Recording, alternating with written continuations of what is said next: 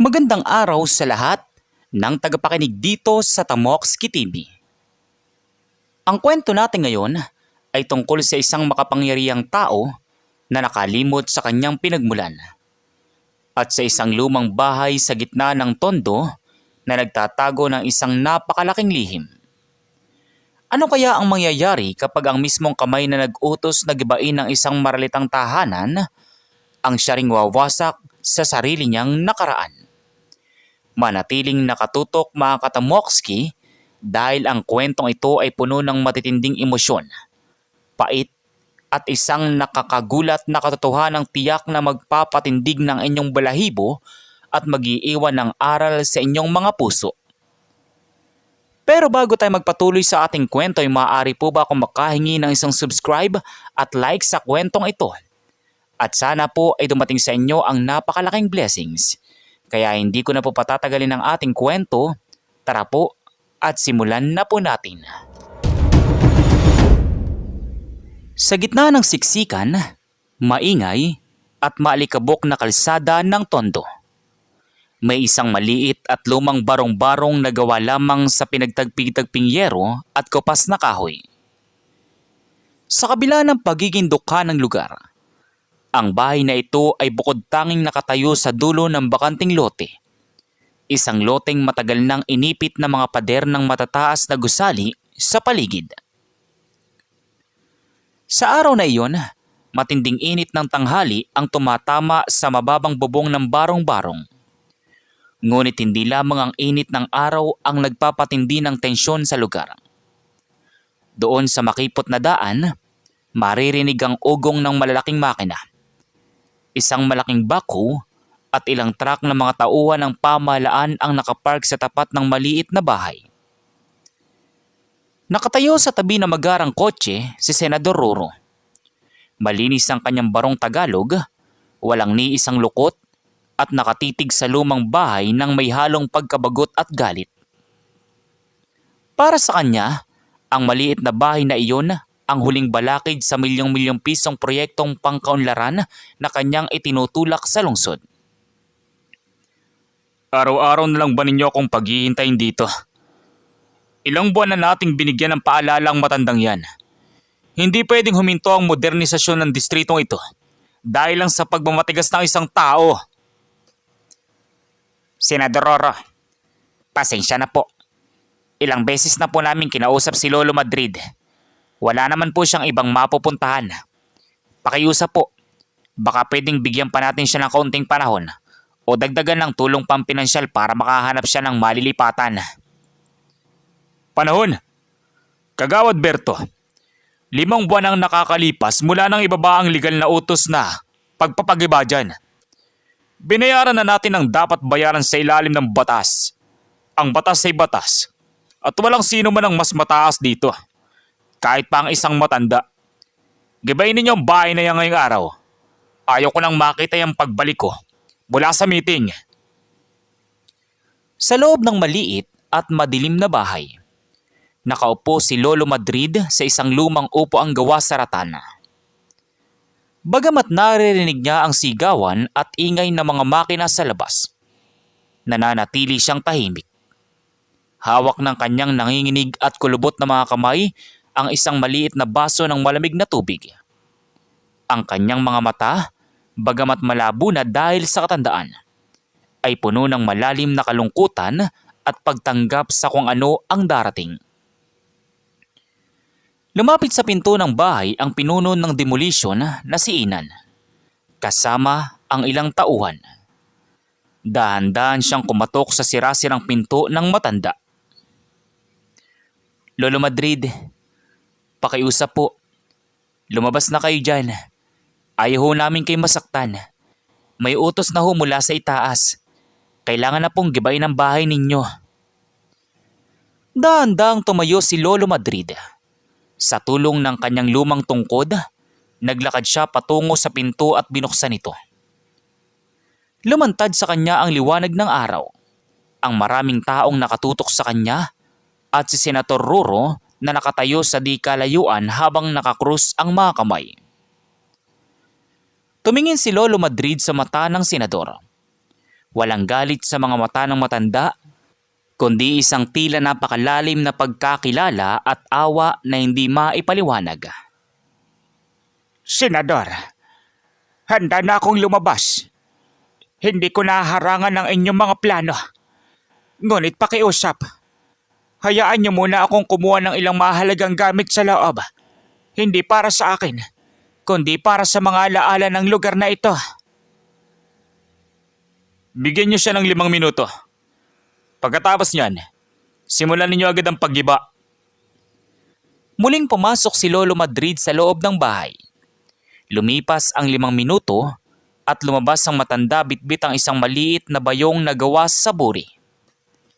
Dahan-dahan siyang bumaba sa bais ng kanyang pinto at naglakad patungo sa gilid ng kalsada, kung saan nakatayo ang ilang kapitbahay na naaawa sa kanyang kalagayan. Nang makalayo ang matanda, itinaas ni Senator Roro ang kanyang kamay upang magbigay ng sinyales sa driver ng bako. Simulan niyo na, sabi ni Senator Roro. Umingay ang malaking bakal sa braso ng bako. Sa isang malakas na itulak, tumama ang bakal sa lumang dingding ng bahay. Lumika ito ng napakalakas na ingay. Ang mga yero ay nayupi. Ang mga lumang posting kahoy ay nabali. At ang alikabok ng lumang simento at lupa ay sumabog sa hangin. Isang malakas na crash ang narinig nang tuluyang bumagsak ang gitnang bahagi ng tahanan. Kasabay nito, ang lumang cabinet na nakadikit sa dingding ay nabasag at natumba ng malakas sa simento. Dahil sa lakas ng pagbagsak, nahulog ang isang lumang kahoy na kahon mula sa tuktok ng cabinet. Nabasag ang takip nito at sa hangin ay humampas ang napakaraming lumang litrato, mga larawang kupas, may nangingitim na mga gilid at halatang ilang dekada nang nakatago. Ang hangin mula sa pagbagsak ay nagpalipad sa mga litratong ito patungo sa paanan ng mga taong nakatayo, direkta sa tapat ng mga sapatos ni Senator Roro. Napatingin ang senator sa ibaba. Balak niya sanang hakbangan ang mga papel upang maglakad pabalik sa kanyang sasakyan. Ngunit may isang larawan na nahulog na nakatapat ang mukha sa itaas. Isang kulay sipya na litrato ng isang maliit na bata na nakasakay sa balikat ng isang batang lalaki na nakatayo sa gitna ng tondo. Napatigil si Senator Roro. Kumunot ang kanyang noo. Dahan-dahan siyang yumuko at pinulot ang larawan. Sa likod ng kupas na litrato, may nakasulat gamit ang lumang tinta ng ballpen. Sa aking mahal na anak Roro, huwag mong kakalimutan kung saan ka nagmula. Nang tingnan ng senator ang mukha ng matandang lalaki sa litrato na humahawak sa bata, laking gulat niya nang ma-realize na ang lalaking iyon ay walang iba kundi si Lolo Madrid. Nanginig ang mga kamay ng senador. Ang kanyang malamig na panlabas na anyo ay biglang nawala at pinalitan ng matinding takot at panginginig ang kanyang buong katawan. Tila uminto ang ikot ng mundo para kay Senator Roro. Ang maingay na ugong ng bako, ang sigawan ng mga tao sa paligid at ang alikabok na pumapaitaas mula sa nasirang bahay. Lahat ng ito ay biglang nawala sa kanyang pandinig. Nakatitig lamang ang kanyang mga mata sa maliit, kupas at may bahid ng alikabok na litratong hawak ng kanyang nanginginig na mga daliri. Sa larawan, nakasulat ang pangalang Roro. Ang batang nakangiti sa litrato ay may maliit na peklat sa kanang kilay. Isang peklat na hanggang ngayon ay taglay pa rin ng senador tuwing haharap siya sa salamin. Ano to? Paano napunta rito ang larawang ito? Nagmarunong ang hangin at muling nagpalipad ng ilan pang mga papel at litrato sa paanan ng senador. Sa pagkakataong ito, mabilis na yumako si Senator Roro at pinulot ang iba pang mga larawan. Sa ikalawang larawan, nakikita ang isang batang lalaki na nag-aaral sa ilalim ng maliit na lampara sa loob ng mismong barong-barong na katatapos lang gibain. Sa tabi ng bata ay ang isang mas batang Lolo Madrid. Nagtatrabaho, nagtatahi ng lumang sapatos, at talatang puyat na puyat para lang may pagpatuloy ang pag-aaral ng bata. Nanlamig ang buong katawan ng senador. Ang kanyang puso ay kumaba ng napakabilis. Senator Roro, okay lang po ba kayo? Masyado po bang malikabok? Pwede na po kayong magpahinga sa loob ng inyong kotse habang tinatapos ng mga tauhan ang pag-akot. Hinto! Itigil niyong pag-iba! Itigil niyo muna! Lahat ng tao sa paligid ay napatigil. Ang driver ng backhoe ay mabilis na pinatay ang makina ng sasakyan. Nagkatinginan ang mga tauhan ng demolition at ang mga kapitbahay sa tondo. Walang sino man ang nakakaunawa kung bakit ang isang senador na kanina lang ay napakatigas ng loob at walang awa ay biglang nagsisigaw para patigilin ang demolition. Mabilis na naglakad si Senator Roro patungo sa kabilang kalsada, kung saan nakaupo si Lolo Madrid sa isang tabing kahoy habang hawak ang kanyang maliit na bayong. Matanda! Matanda! Sabihin mo sa akin, saan mo nakuha ang mga litratong ito? Kaninong bahay ito? Bakit may larawan ako rito? Dahan-dahang itinaas ni Lolo Madrid ang kanyang ulo. Tumingin siya sa mukha ng senador. Sa kabila ng galit at pagkalito sa boses ng senador, nanatiling mahinahon ang mga mata ng matanda. Tila may napakalalim na awa at pait sa kanyang mga ngiti. Pataas na po ang inyong naabot, Senador. Hinding-hindi ko malilimutan ang mukhang yan. Kahit pumatak ang napakaraming taon, at kahit bihira ko na lang kayong makita sa telebisyon, kilalang kilala ng puso ko ang batang nasa litratong hawak mo. Huwag mo akong daanin sa mga ganyang pananalita. Sino ka ba? Ang alam ko, namatay ang pamilya ko sa isang malaking sunog nung bata pa ako. Ang sabi sa akin sa ampunan, wala na akong natirang kamag-anak. Sino ka para magtago ng mga litrato ko? Sa gitna ng tensyon, isang matandang babae mula sa madla, si Aling Nena, andahang-dahang lumapit sa kinaroroonan ng dalawa. Si Aling Nena ay dekada nang naninirahan sa tondo at kilala ang bawat sulok at kwento ng komunidad. Senador, huwag mo sanang sigawan si Madrid. Hindi siya nagsisinungaling. Walang sunog na pumuksa sa pamilya mo. Ang nakikita mong matandang yan, siyang nagpalaki sa'yo nang wala pa kaming lahat sa lugar na ito. Hindi yan totoo. Isang ampun lamang ako na pinalad na makapag-aral sa tulong ng isang mayayamang scholarship foundation. Walang kinalaman ng lugar na ito. Sa akin! Ang scholarship foundation na sinasabi mo, sino ba sa tingin mo ang nagtrabaho gabi-gabi para lang mabayaran ng paunang hulog sa foundation? Ayan, si Madrid. Nagsangla siya ng sarili niyang dugo at laman para lang makapasok ka sa magandang paaralan. Ngunit na magkaroon ka ng malubang sakit nung 7 taong gulang ka, kinakailangan kanyang ipaalaga muna sa isang pasilidad dahil wala siyang pambili ng gamot. At doon ka na tuluyang naisama sa mga ampon na magkaroon ng kaguluhan sa dokumenta. Napaatras si Senador Roro. Ang kanyang mga paa ay tila nawalan ng lakas. Ang lahat ng kwentong itinanim sa kanyang isip nung bata pa siya na wala siyang pamilya, na abandonado siya, at na sariling sikap niya lamang ang lahat ng kanyang tagumpay ay biglang nagkalamat at nagkapirasot. Tumingin siya muli kay Lolo Madrid. Ang matanda ay dahan-dahang kumuha ng isang lumang panyo sa kanyang bulsa at pinunasan ang alikabok sa kanyang muka.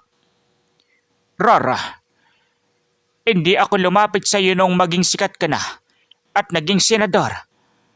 Hindi dahil sa galit ako, kundi dahil natatakot ako na makasira sa malinis mong pangalan. Isang dukhang mula sa tondo. Baka ikaya mo lang ako. Masaya na akong nakikita ka nakatayo sa tuktok at tumutulong sa bayan. Ang tanging hiling ko lang ay ang manatili sa maliit na bahay na to. Dahil dito ka natutong maglakad. Dito mo unang isinulat ang pangalan mo. Bumigat ang dibdib ng senador. Ngunit sa kabila ng emosyong pumupuno sa kanyang puso, may isang malaking tanong pa rin na naglalaro sa kanyang isipan. Isang tanong na hindi pa rin nagtutugma sa mga natuklasan sa araw na iyon. Kung talagang si Lolo Madrid ang nagpalaki sa kanya, bakit nagkaroon ng lihim na kasunduan ang lokal na pamahalaan at ang pamilya ng senador noong bata pa siya para ibenta ang mismong lupang kinalalagyan ng bahay na ito? At bakit nakasulat sa lumang titulo ng lupa ang isang pangalang matagal nang ibinaon ng senador sa limot? Tahimik ang buong paligid sa makipot na kalsada ng Tondo. Ang mga osisera at mga kapitbahay ay tila napatigil din sa paghinga habang nakatitig sa makapangyarihang senador na ngayon ay nakatayo sa gitna ng alikabok. Hawak ang mga lumang litratong nagpabago sa kanyang buhay sa loob lamang ng ilang minuto. Napahawak si Senador Roro sa kanyang noo. Ang kanyang puso ay parang pinipiga sa matinding pagkalito, pagsisisi at galit sa sarili. Ngunit sa gitna ng lahat ng ito, may isang bagay na naglalaro sa kanyang isip. Isang bagay tungkol sa legalidad ng lupang kinalalagyan ng nasirang barong-barong. Dahan-dahang lumapit ang kanyang legal advisor na si Atty. Pascual. Bit-bit ang isang kulay cooking envelope na naglalaman ng mga dokumento para sa proyektong i-develop sa Tondo. Senadora, pasensya na po sa pag-istorbo. Pero kailangan ninyong makita ito. Mula nang patigilin ninyo ang demolition, tinignan kong mabuti ang mga orihinal na dokumento ng lupa mula sa Land Registration Authority na kasama sa ating folder. Akin yan. Ano bang sinasabi ng mga papel na yan? Di ba't ang sabi ninyo sa akin ay illegal na naninirahan lang ang matandang ito rito sa nakalipas na 30 taon? Binuksan ng senador ang kulay cooking balot. Binuklat niya ang lumang titulo ng lupa na may tatakpan ng lumang kawanihan ng pamahalaan. Sa ibabaw ng dokumento, malinaw na nakasulat ang Original Certificate of Title. Ngunit nang ilipat ng senador ang kanyang tingin sa pangalan ng rehistradong may-ari ng lote, biglang napatigil ang kanyang paghinga. Hindi nakapangalan ang lupa sa pamahalaan at lalong hindi ito nakapangalan sa korporasyong nagpopondo sa kanyang proyekto. Ang nakasulat sa titulo bilang tunay na may-ari ng lote ay Roro Madrid, ang buong pangalan ng senador noong siya ay bata pa, bago siya pumasok sa ampunan at pinalitan ang kanyang apelyido. Paanong sa akin nakapangalan ng lupang ito? Atty. Pascual, bakit nasa pangalan ko to? Senador, ayon sa lumang talaan sa munisipyo, ang lupang ito ay pinamana at pinarehistro sa pangalan mo noong ikaw ay 5 taong gulang pa lamang. Si Lolo Madrid ay hindi kailanman naging squatter o iligal na naninirahan dito. Siyang tumatayong legal na tagapangalaga ng lupa habang wala ka pa sa hustong gulang. Napasampal sa sariling mukha si Senator Roro. Ang mismong lupang pinag-utusan niyang gibain, ang mismong bahay na ipinawasak niya sa malalaking makina, at ang matandang pinalalayas niya at tinawag niyang balakid sa kaunlaran ay naninirahan sa lupang siya mismo ang may-ari. At ang matanda ay walang ibang ginawa kundi ingatan ito para sa kanya sa loob ng mahigit 3 dekada. Lalong lumalim ang pait sa dibdib ng senadora. Tumingin siya muli kay Lolo Madrid na nananatiling nakaupo sa tabi ng kanyang maliit na bayong. Bakit? Bakit hindi mo sinabi sa akin? Bakit inayaan mong ipag-ibag ko ang bahay na ito? Bakit inayaan mong tawagin kitang squatting lang dito? Kung sa akin ang lupang ito, bakit hindi ka lumaban? Bakit hindi mo ipinakitang sa akin to? Lumapit si Lolo Madrid sa senador. Dahan-dahan niyang itinayo ang senador at pinunasan ang dumi sa barong Tagalog nito. Isang galaw ng isang ama na nag-aalaga sa kanyang anak nang walang anumang galit o pagtatanim ng sama ng loob. Rara, anak, Kung sinabi ko ba sa iyo nung unang araw na pumarito ka na sa iyo ang lupang ito, paniniwalaan mo ba ang isang dukhang matanda na tulad ko? O iisipin mong nanggagantsilyo lang ako ng kwento para lang hindi magiba ang bahay? Patawarin mo ako. Patawarin mo ako! Iningatan kong lupang ito dahil ito na lang ang tanging pamana sa iyo ng tunay mong ina bago siya pumanaw. Nagsikap ako na wag itong mabenta o mawala sa iba habang lumalaki ka sa ampunan at hanggang sa maging matagumpay ka. Ngunit nung nalaman kong ikaw ang senador na nagtutulak ng proyektong ito, naisip ko kung ang pag-iba sa bahay na ito ang magpapasaya sa iyo at magpapatagumpay sa mga pangarap mo, ibibigay ko sa iyo ng buong buo. Nanliit ang pakiramdam ni Senator Roro. Ang lahat ng kanyang kapangyarihan, ang kanyang magagarang sasakyan, ang kanyang mamahaling barong at ang kanyang mataas na posisyon sa gobyerno ay walang anumang halaga kumpara sa sakripisyo at pagmamahal ng matandang nakatayo sa kanyang harapan. Ngunit bago pa man makapagsalita muli ang senador upang yakapin ang matanda, mabilis na lumapit si Kagawad Berto na may hawak na isa pang lumang sulat mula sa nasirang kabinet. Senator, may isa pa pong sulat na nakita sa loob ng kahon. Nakatutok ito sa inyo at tila may kaugnayan ito sa dahilan kung bakit nagkaroon ng malaking utang ang inyong pamilya nung bata ka pa. Kinuha ng senador ang sulat. Sa pagbubukas niya ng lumang papel na may bahid ng natuyong dugo at lumang tinta, isang napakalaking katotohanan ang muling naghihintay. Isang lihim na magpapakita kung sino ang totoong taong sumira sa pamilya ni Roro noong bata pa siya at kung paanong ang taong iyon ay nakatayo pa rin sa tabi ng senador hanggang sa kasalukuyan. Ang hanging umiiip sa gubat ng mga nasirang kahoy at yero sa tondo ay tila naging napakalamig. Dahan-dahang binuklat ni Senator Roro ang lumang sulat na inabot sa kanya ni Kagawad Berto. Ang papel ay dilaw na sa katandaan. May mga tupi sa gilid at ang tinta ay medyo kupas na ngunit nababasa pa rin. Sa tuktok ng sulat, nakasulat ang petsa. Mahigit 30 taon na ang nakalipas.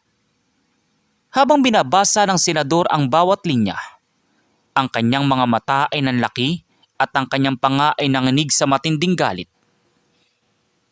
Para kay Madrid, kung sakaling mamatay man ako o mawala sa lugar na ito, huwag mong hayaan na makuha ng pamilya Pascual ang titulo ng aking anak. Silang nagbaon sa amin sa utang. Silang nagnakaw sa aming negosyo. Basa na Senator Roro sa sulat. Napatigil si Senator Roro. Dahan-dahan niyang itinaas ang kanyang ulo at dahan-dahang lumingon sa kanyang tabi, kung saan nakatayo ang kanyang pinagkakatiwalaang legal advisor na si Attorney Pascual. Si Attorney Pascual ay hindi lamang basta abogado ng senador. Siya ang taong nagpondo sa mga unang kumpanya ni Roro sa politika. Siya ang taong nagtulak sa senador na kunin at ipagiba ang bakanting lote sa tondo para sa tinatawag nitong Commercial Modernization Project. Pascual, ang ama mo ba ang tinutukoy sa sulat na to? Si Don Fernando Pascual? Senadora, walang katotohanan ng nakasulat sa lumang papel na yan. Isang gawa-gawang kwento lang yan ng mga taong gustong sirain ang pamilya ko at ang ating proyekto. Matagal nang patay ang tatay ko. Bakit natin paniniwalaan ang sulat ng isang taong hindi naman natin kilala? Kilala ko ang sumulat niyan, abogado. Ang sumulat niyan ay ang ama ni Roro. Ang matalikong kaibigan na binagsak ng ama mo.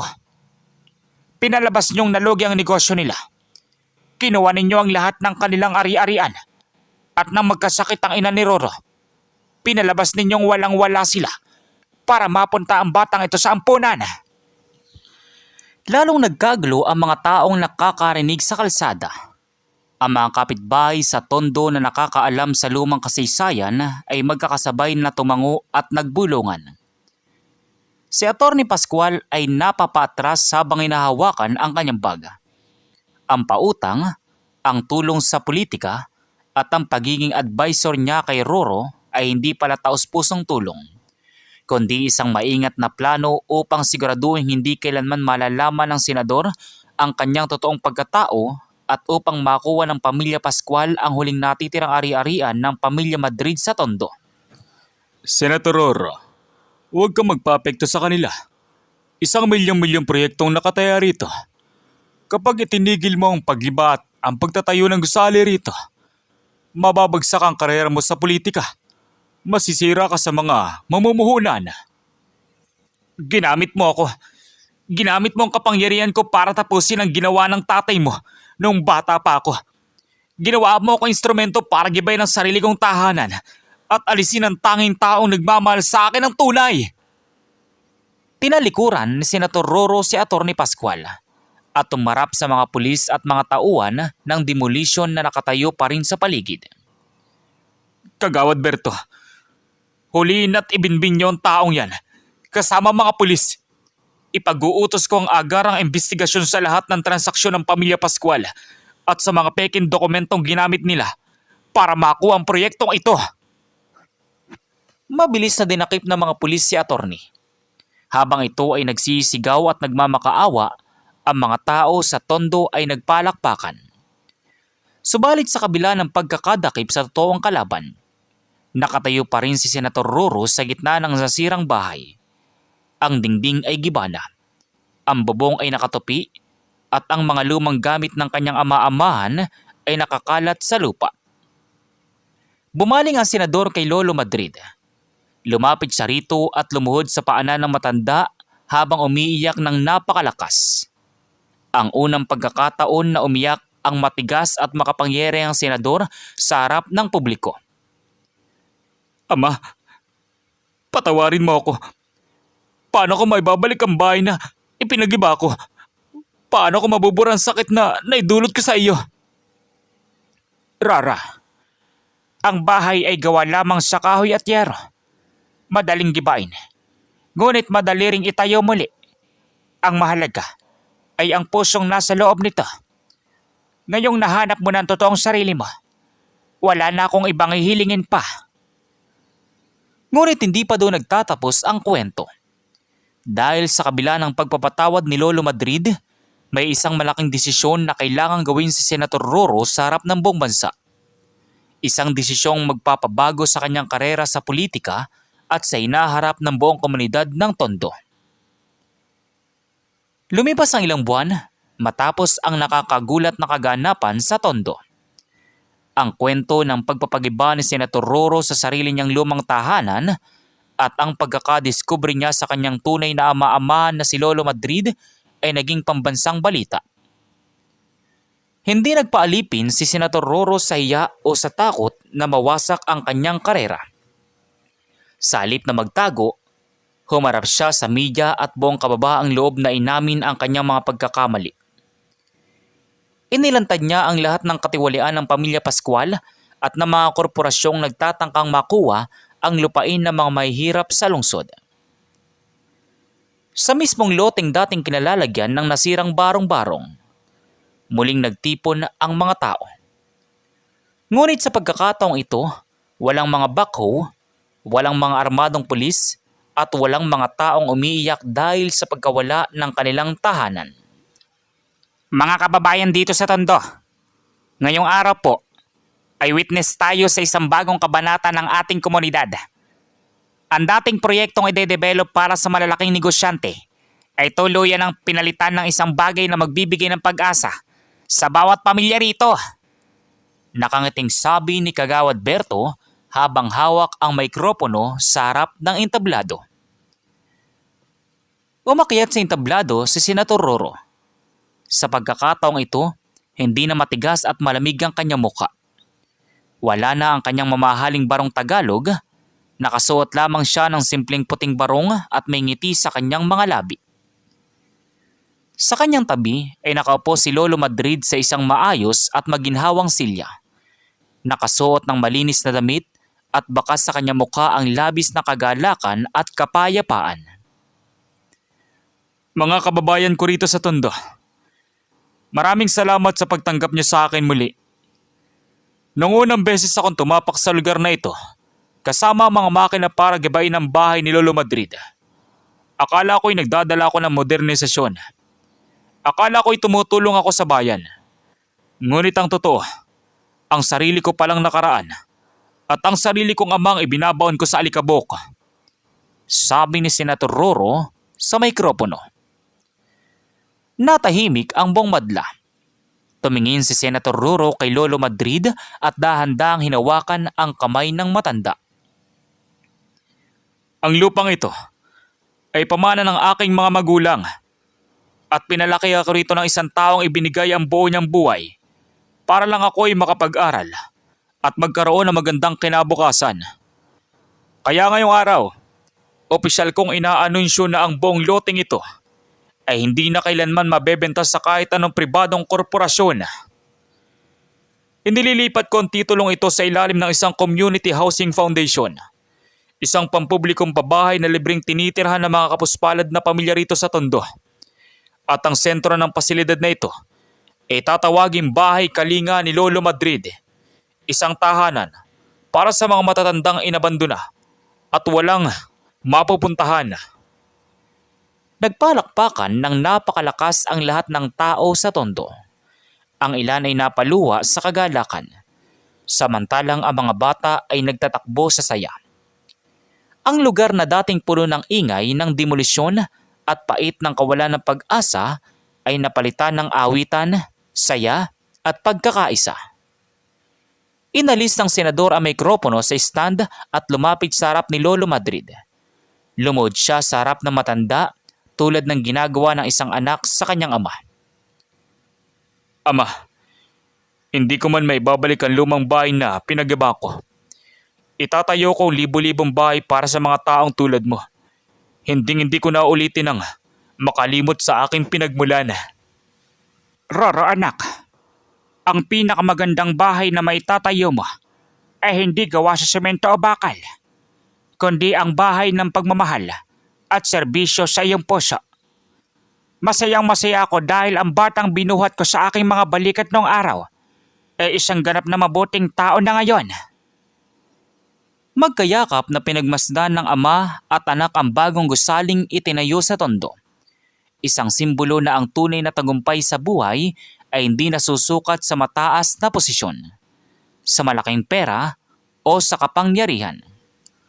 Ang tunay na karangalan ay ang pagmarunong mong lumingon sa iyong pinagmulan, ang pagpapatawad sa mga nagkasala at ang hindi pagkalimot sa mga taong nagmahal sa iyo nung ikaw ay wala pa rin kahit na ano. At dito nagtatapos ang ating kwento sa araw na ito. Maraming salamat po sa inyong pagsama at pagsubaybay sa ating kwento rito sa Tamoxki TV. Sana po ay nagustuhan ninyo at kapulutan ninyo ng napakalaking aral ang kwento ni na Senator Roro at Lolo Madrid. Huwag niyo pong kalimutang mag-subscribe, mag-like at i-share ang video ito sa inyong mga kaibigan at pamilya. E-komento nyo rin po sa ibaba ang inyong mga saloobin at natutunan sa kwentong ito. Hanggang sa muli nating pagkikita sa susunod na nakakaantig na kwento. God bless sa inyong lahat at mag-ingat po tayo palagi. So once again, inuulit ko pong muli. Ako po si Tamoxki TV.